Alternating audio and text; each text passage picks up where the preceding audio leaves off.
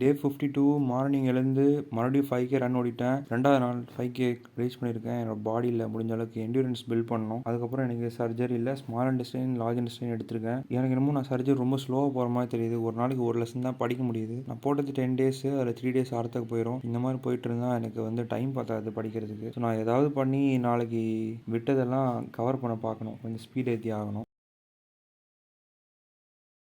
இன்றைக்கி எதை பற்றி பேச போகிறோன்னா, ப்ரொடக்டிவிட்டிக்கு ரெண்டே திங்ஸ் தான் இம்பார்ட்டன்ட். ஒன்று வந்து ஸ்லீப்பு, அது நேற்று நான் சொல்லிட்டேன். இன்னொன்று வந்து ஃபிசிக்கல் எக்ஸசைஸ். நீங்கள் வந்து டெய்லியும் என்ன மாதிரி ஓடணும்னு அவசியம் கிடையாது, ஜிம்மு போகணுன்னு அவசியம் கிடையாது. ஜஸ்ட் உங்கள் ஃப்ரெண்ட்ஸோட போய் கேம் விளாட்றது, இல்லைனா ஜஸ்ட் ஒரு லிட்டில் ஜாக், இல்லைனா சும்மா வேகமாக நடந்தால் கூட போதும். Brisk walking everyday. நீங்கள் சொல்லலாம் எங்களுக்கு டைமே இல்லை அப்படின்னு. இப்போ நம்ம ஸ்டடி ஹாலிடேஸில் இருக்கோம். இந்த மாதிரி நம்ம எப்பயுமே இனிமேல் ஃப்ரீயாக இருக்க மாட்டோம். இதுக்கப்புறம் பிஸியாக தான் ஆக போகுது. ஸோ இப்பயே டைம் ஒதுக்கலன்னா அப்போ கண்டிப்பாக ஒதுக்க முடியாது. சில அங்கிள் ஆண்டிஸ்லாம் பார்த்துட்டு இந்த மாதிரி நம்ம ஆயிடக்கூடாதுரா அப்படின்னு நினைப்பீங்க. இன்னும் 10 வருஷத்துல அந்த மாதிரி கண்டிப்பா இருவீங்க. ஃபிட்னஸ்ன்றது மசில்ஸை காட்டுறது கிடையாது, நம்ம cardiovascular and mental health maintain பண்ணிக்கிறதுக்கு ரொம்ப இம்பார்ட்டன்ட். அது நானும் ஃபிட்னஸை மெயின்டைன் பண்ணல இத்தனை நாளா.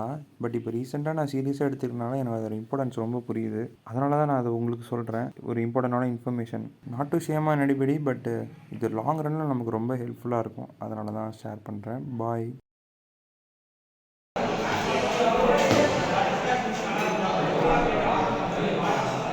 விழிமேல் வலி வைத்து காத்திருக்கிறான்.